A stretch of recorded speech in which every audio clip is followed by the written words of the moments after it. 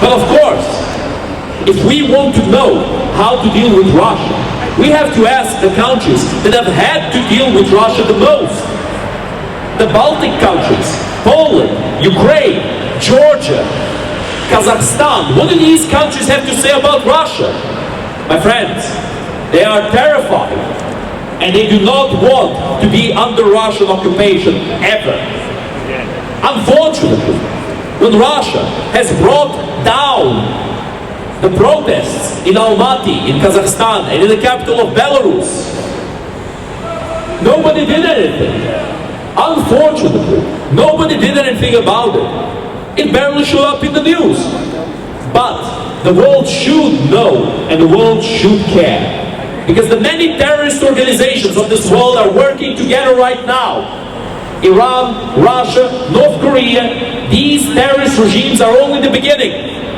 It will only get worse unless we act, unless we are able to change this paradigm, to change this momentum. These countries, they don't necessarily like each other, they distrust each other, but they will cooperate against the free world. They will cooperate to bring down the West. And it's very interesting how they claim that the West is the pinnacle of evil around the world, whilst people want to move into the West the most. Why would that be? If it's so bad to live here, why do so many people want to live here? Of course, it does make sense.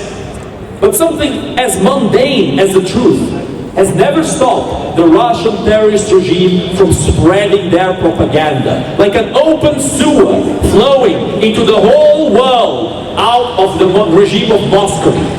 That is what we can see very, very clearly right now. That is what we can hear loud and clear. And that is what we have to look at, to understand that we are dealing not with a country, but with a country-sized criminal syndicate.